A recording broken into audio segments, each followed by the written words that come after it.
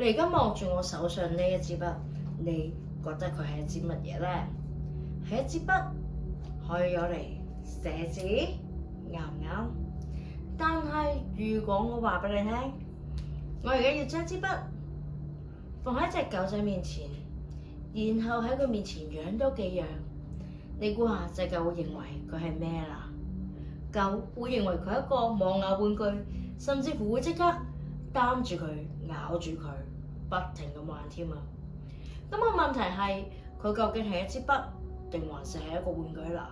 如果兩個答案都係啱嘅話，咁即係呢一樣嘢本身係空嘅。佢究竟係啲乜嘢？完全係取決於一個乜嘢人去點樣睇佢。佢就係喺佛教入邊講嘅空性啦，亦即係種子法則嘅核心嘅議題。我哋嘅人生其實都係一樣嘅咋，你點樣睇一件事，就會影響你接住落嚟嘅一啲行動啦。跟住個收穫咧，就會有唔同嘅一個變化噶咯喎。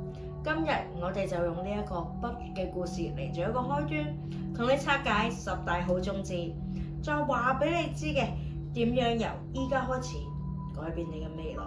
好啦，我哋再詳述地講一次筆嘅一個故事。第一步就係你會見到呢一支筆，你用佢嚟寫字。第二步嘅就係隻狗見到同一支筆，哇！佢過咗嚟咬佢。第三咧，將筆放咗喺台面。如果呢個 moment 又冇人又冇狗，咁支筆係筆定還是玩具呢？答案係乜都唔係，佢只係一個存在啫。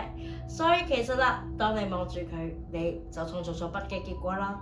當隻狗望住咗佢咧，佢就創造咗玩具結果啦。所以呢個道理話俾我哋聽，我哋而家嘅人生，所有嘅好壞都係睇我哋去點樣睇，同埋之後落嚟點樣做，種佢出嚟嘅啫。呢一個故事咧，就係我哋嘅種子法則嘅第一堂。點樣學識空性，將佢變成你嘅愛情、財富，或者你豐盛嘅一個健康，以及你整個嘅一個事業啊！當你明咗筆嘅故事之後，你就會知道，其實你想要啲乜，你就要先俾人啲乜啦。以下落嚟啦，就係10大嘅最強嘅好種子，你可以即刻種㗎。第一係保護生命啊！除咗當你見到咧一啲露宿者好似冇乜錢食飯，你可以俾一個飯盒佢啦。你亦都可以捐助俾一啲慈善機構嘅，去針對去救災啊、救到難民嘅，以及嘅照顧好你自己嘅身體。你想要健康啊，你首先要幫助人哋更加健康。第二，慷慨大度咁啊，你想你嘅財富增加，捐錢係可以，分享知識都好好啫，甚至乎俾個微笑其實都算噶喎。你想要錢，首先你要識得先幫人賺錢咯。好，第三，尊重他人關係，你係可以做出感情美滿噶。第一樣嘢，唔好做人第三者，幫人配對好嘅一個姻緣，或者勸人哋好返啦。你想要幸福，首先要成全人哋嘅幸福啊。第四個，誠實語言嘅種子，誠實語言，你講嘅嘢係要真係實現㗎，唔好講大話，守承諾，守時。如果真係做錯事，記得要認錯啊！你想要人哋信你，先要識得守下承諾。第五個，説和諧嘅言語，你想種出人緣好，唔好講人是非，挑撥離間，多啲講一啲咧可以鼓勵到人哋正面嘅説話。你想要組織好你嘅團隊，就要先要做一個和諧嘅人啦。第六，溫柔嘅一個溫和嘅一個説話，語調要溫柔，真心嘅讚美，唔好諷刺人哋。你想受歡迎啊，你先要溫柔對人。好，第七，有意義嘅説話，唔好廢話，唔好講八卦，唔好好多長篇大論嘅一啲廢話。你能夠每一次都係一針見血嘅話，人哋就會覺得你可靠、誠實、有責任啦。第八，咁就真係祝賀他人成功，你亦都會有越嚟越多嘅一啲貴人㗎。見到人哋好，記得要戥人開心，千祈唔好妒忌喎，因為妒忌係會殺死晒所有好種子嘅啲毒藥。而你識得去戥人開心咧，佢就係一個肥料嚟㗎啦。種子慈悲，佢能夠種出嘅係你嘅內心平靜。人哋有事千祈唔好幸災樂禍，甚至乎伸隻手出嚟幫手啦。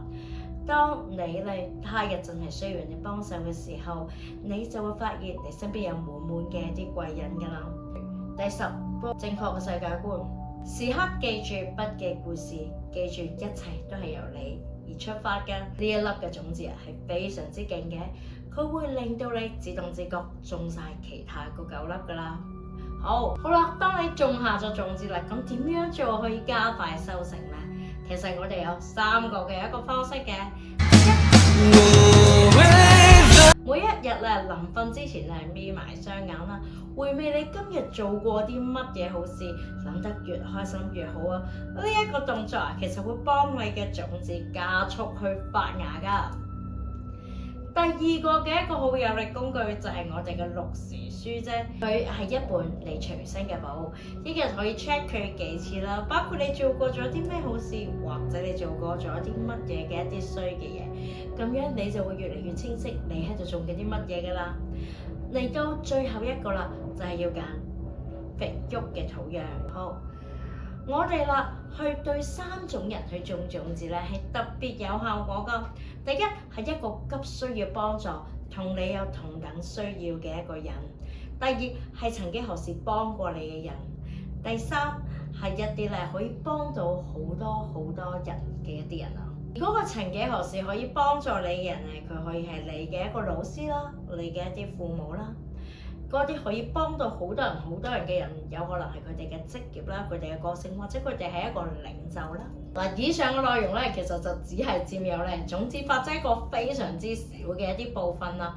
咁完整筆嘅一啲故事佢嘅一個文件檔啦，以及你每日嘅具體嘅行動清單啊，綠時書嘅一啲模板，或者係咖啡冥想嘅一啲導讀音我哋其實都可以免費去 send 俾你㗎。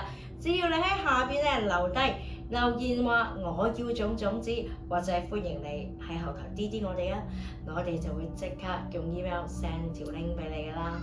記得啊，你而家嘅一啲人生係你過去所栽種嘅一啲種子，而你之後嘅一啲人生就係你家陣所種嘅一啲種子啦。